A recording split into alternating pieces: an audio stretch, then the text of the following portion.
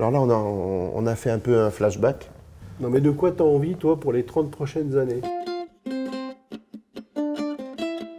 Alors, naturellement, j'aurais envie de dire pas du tout la même chose. Ça, c'est plutôt bien. Hein. Oui.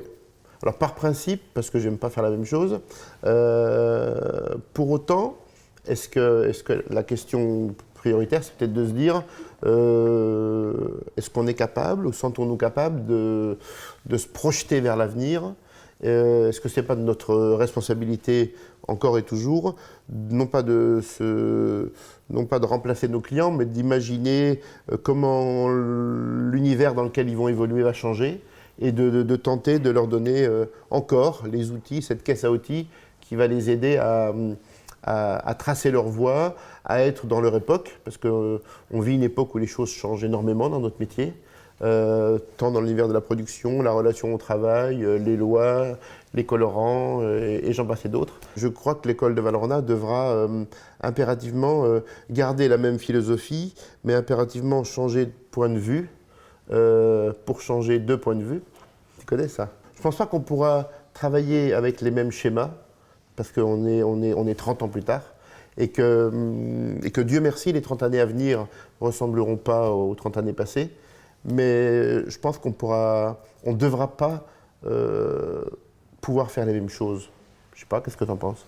Ah, pour moi, il y a aussi des nouveaux besoins qui apparaissent en termes de consommation, et donc je pense qu'on ne pourra pas s'affranchir d'en tenir compte. Je pense notamment à des notions de vegan, des notions d'allergie alimentaire, Gluten, sans gluten, etc.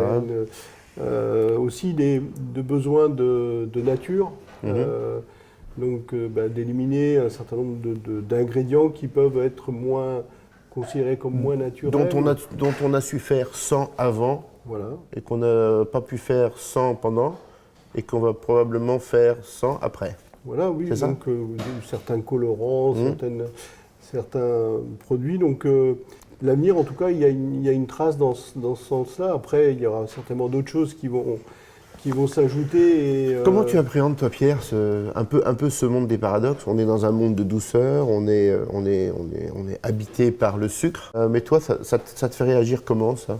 Ben, pour moi, je vois ça comme une opportunité. Ça veut dire que c'est une opportunité d'enrichir nos savoir-faire et d'y ajouter des dimensions supplémentaires. Je pense qu'il faut... c'est la seule façon de le voir. C'est-à-dire que ça va nous obliger un peu à créer sous contrainte? Ben justement, non. Non? Je ne pense pas, justement, s'il faut que ça soit une démarche, une recherche.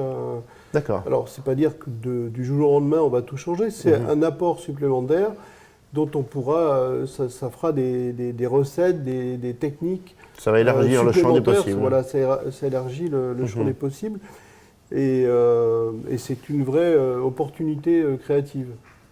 Et à tes yeux, une structure comme l'école de Valrhona, on doit prendre la parole pour accompagner les clients dans cette réflexion? C'est pour moi indispensable qu'une organisation comme l'école du Grand Chocolat prenne en compte aussi cette dimension et soit